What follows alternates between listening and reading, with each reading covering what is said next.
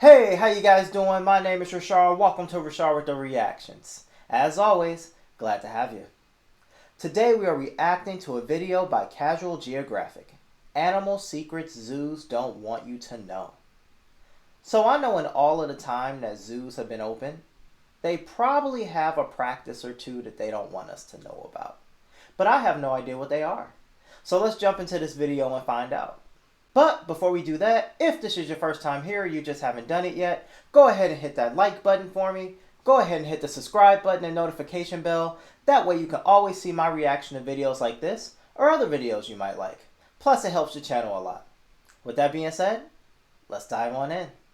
Animal facts that zookeepers might not want to tell you. Zebras are one of the most responsible for injuries to zookeepers because they're wildly unpredictable and overall assholes. Life can really go from zero to kicked in the chest if you're around one. And the hand-reared ones are the worst because people think they're wild horses when really they're demon donkeys that'll crack your ribs and bite off your hand unprovoked. In a place with lions, bears, and gators, your biggest op could be a pissed-off Oreo horse. If you work with foxes, your social life will suffer. Not only do they smell horrible, but the smell of fox pee sticks to hair, clothes, and skin. It lasts weeks, no matter how hard or long you scrub. Getting R. Kelly by a fox is a great way to make people avoid you like the real one. Rhinos are the world's biggest and most dangerous puppies. White rhinos will eat out of your hand and they love being scratched, and for a 5,000-pound armored truck with legs, they have the personality of a Labrador.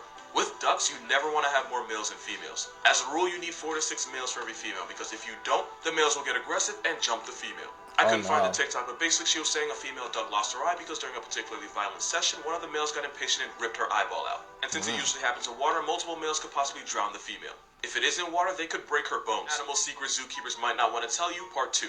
Anteaters are way meaner than they get credit for, and sometimes they'll just snap and take a life for no reason. Like, even jaguars will hesitate to attack them because they're really only one swing away from being a memory. One anteater mauled a zookeeper so badly that she had severe liver, stomach, and lung damage. Whoa. And she died. You watch your back if you're in his hood. Tortoises are jaw-droppingly stupid. If you leave a bucket around them, they will 100% try to make babies with it, and they'll even give the treatment to an extra curvy boulder. Orangutans are evil pickpocketing geniuses that'll steal items of importance and only return them in exchange for food. Sometimes they'll even break up the object and hand it back piece by piece in order to extort more food, which is unfortunate if they steal your phone, or even worse if they steal an animal like an opossum. It's happened. This isn't a secret, but if you've ever seen a zookeeper cleaning an enclosure and you jokingly said something like, "I wonder what animal that is," I can guarantee you that day you got silently cursed out in ways you didn't even know possible. Giraffes can seriously mess you up out of nowhere. Males fight for females by necking, and it's exactly what it sounds like. Sometimes they'll take a swing at keepers not paying attention just to be a dick, and if they connect, they will send you flying. The one day they're not nice is the day someone gets put on CNN. Animal that zookeepers might not want to tell you, part 3. Koalas are teddy bears with the personality of a chainsaw, and if you have to carry an animal out of its enclosure, you'd have an easier time manhandling a crocodile. They claw, they bite, and they are dicks to other animals. Every time a keeper picks one up, their health insurance goes up. Aquariums will have captive breeding programs for dolphins, but since they're difficult to transport for mating, they'll use artificial insemination. Meaning someone gets paid to give Flipper a happy ending and collect the baby maker. And the dolphins are so smart, they'll recognize whose job it is, and when they see them, they'll roll over and present themselves. Not a job I'd ever want. If you irritate a member of the Camelidae family, like llamas, alpacas, vicuñas, and of course camels, they don't just spit on you. Zookeepers just say spit so you don't totally freak out. What they actually do is regurgitate the contents of their stomach, mix it with saliva, and launch it in the face of whoever's annoying them. Piss one off and they'll basically projectile vomit half-eaten grass all over you and dare you to do something about it. Out of all the raptors, turkey vultures are one of the most affectionate, and they'll form strong emotional bonds with their keepers. They'll follow their favorite around, greet them when they enter the enclosure, and even play with their socks and shoes. If you ignore the fact that they smell like an open casket in July, they're actually pretty cool. Animal facts zookeepers might not want to tell you. Meerkats are the spawn of Satan, and they conduct themselves as such. If you know anyone who's ever worked with meerkats, ask them to show you their scars. I guarantee you they have them. They are, no exaggeration, the most homicidal mammals on the planet that aren't humans. If a zoo announces the death of one of their meerkats and they say it was due to natural causes, it's way more likely that one just straight up murdered another. They're also one of the worst animals for first-time zookeepers because if nobody warns them, they'll think they're cute and cuddly and try to feed them by hand. And that is exactly how you go to bed with less fingers than you woke up with. Most keepers understand their animals so well that they have no problem being in the same enclosure as tigers, leopards, and bears. But there's one animal that seems to universally scare everyone. Ironically, cassowaries are shy and introverted in nature, but during breeding season, sometimes these hell turkeys decide to catch a body. They are one of the most dangerously unpredictable animals you'll ever be around. Most zoos won't even let workers inside cassowary exhibits without at least 2 others keeping watch. And they often go in with an attack shield in case this Satan Tweety gets ideas. Orangutans are smart enough to get people fired. In Omaha Zoo in Nebraska, zookeepers kept forgetting to lock the orangutan exhibit, and when they would get there in the morning, 5 males would be posted outside. The head keeper got on his staff for being careless, but after this happened several more times, he was ready to put someone on unemployment. But it Sorry I'm not saying much. He's just doing such a rapid fire of facts. I'm just trying to make sure I keep up with it all. And then he proceeded to free all of his friends. It took zookeepers over a week and the threat of being fired to figure it out. Cougars are the biggest pushover of any cat. They're naturally afraid of people. Really? When comfortable, they'll seek out head scratches and belly rubs all while purring. They're basically giant house cats that could turn you into a headline if they wanted to. Secret zoos might not want you to know. Every zoo has a group of animals that are so dangerous they're kill on sight, meaning if they escape their enclosure or attack somebody, zookeepers are taught to take them out immediately. And surprisingly, a lot of big cats like lions and tigers aren't KOS because they would rather tranquilize and capture them.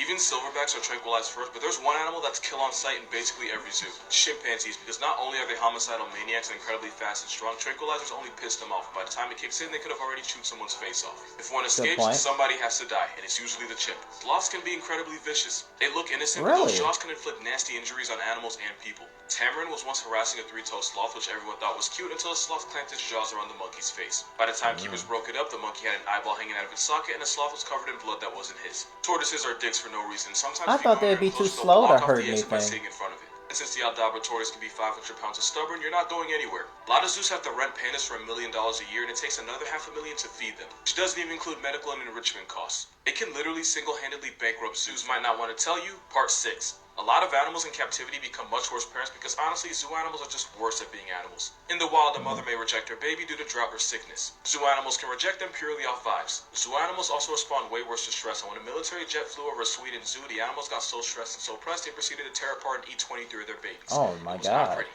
Zoos don't buy or sell animals from each other, instead they trade like cards. For example, if you think you would like this bighorn puppy, it probably costs you about 20 penguins. 2 lion cubs could set you back 1 grand zebra, and if you have more baby giraffes than you can handle, you can trade him in for a Burmese python, a red-tailed hawk, and a miniature pig.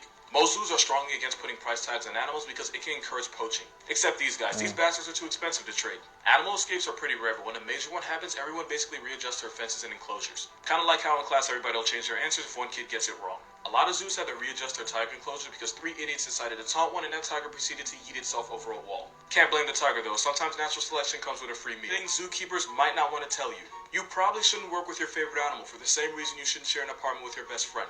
After 1 week, it'll change everything you thought you knew about them. You like penguins? They smell like Satan's locker and snap and bite at your shins every time you feed them. You like tigers? Tiger poop is one of the worst smelling things you'll ever live through. You like elephants? Give one an enema and I swear next day you'll be at unemployment. Don't work with your favorite animal, you'll have a new favorite by lunch. God. Being a zookeeper isn't just playing with animals all day, it's incredibly difficult and ridiculously demanding. They work well over 40 hours a week and often have to sleep at zoos just so they can respond to any emergencies. You go through years of training, applications, and hours of interning, all for a starting salary of about less than $30,000. And when you take that much for that little, you're a different breed. But they're so dedicated to the animals that it's worth it. But if you personally know a zookeeper, tell them you appreciate them. Lord knows they don't hear it enough.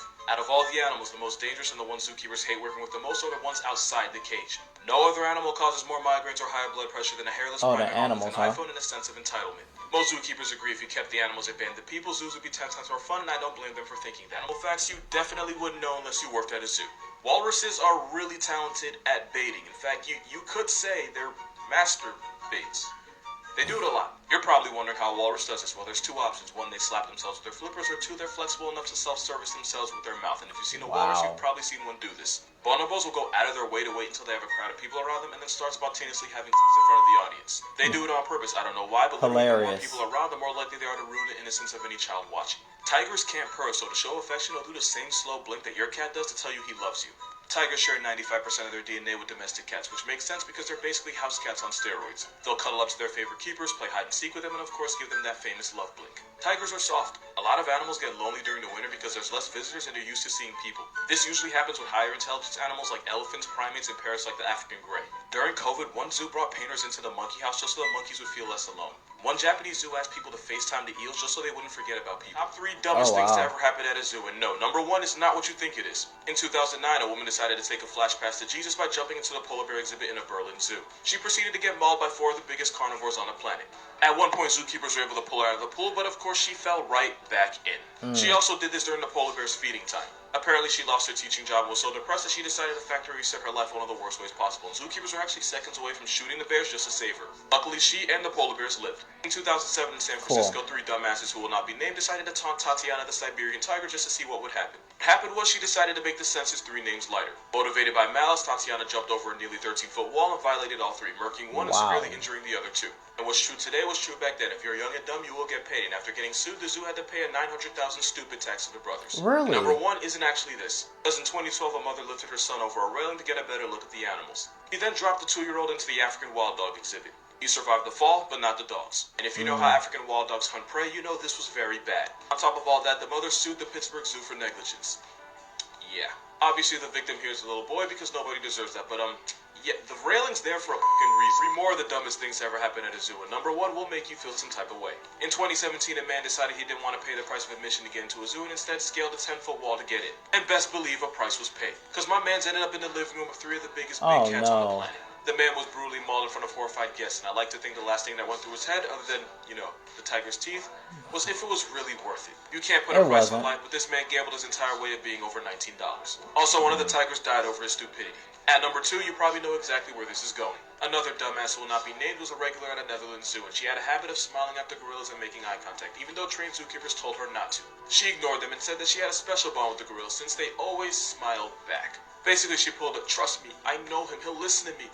Remember what we talked about, this That isn't is not you." how Yeah, that she works, played pygmy people. with a 400-pound gorilla, and one day Paquito woke up and chose Miralax because he wasn't taking no shit. Paquito escaped, beat the woman like she stole something from him, and then broke into a restaurant. And number 1, in 1987 at Prospect Park Zoo in Brooklyn, a couple boys decided to climb into an exhibit and swim in a moat. Whose exhibit, you ask? Well, originally they planned on swimming in a sea lion pool, but somewhere along the line they decided they just didn't value their lives. They went into the polar bear den.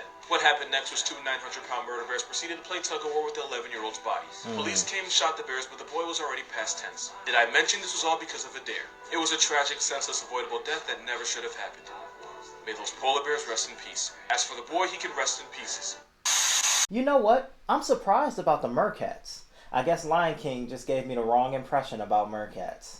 And I had no idea ducks could be that aggressive. And I think I'm going to end the video saying something that I said in one of the other Casual Geographic videos. Let's give animals the respect they deserve. So I know you guys would never go and provoke wild animals, or any animal for that matter. But if you have friends that are thinking of doing something along those lines, tell them not to. And then get away from them and stay away from them, because they're not the type of friends that you really need in your life. You don't want people around you who engage in that type of behavior. Yeah, let's give animals the respect they deserve, and they will return the favor. And that's today's video. Thanks for watching, guys. Have a good day.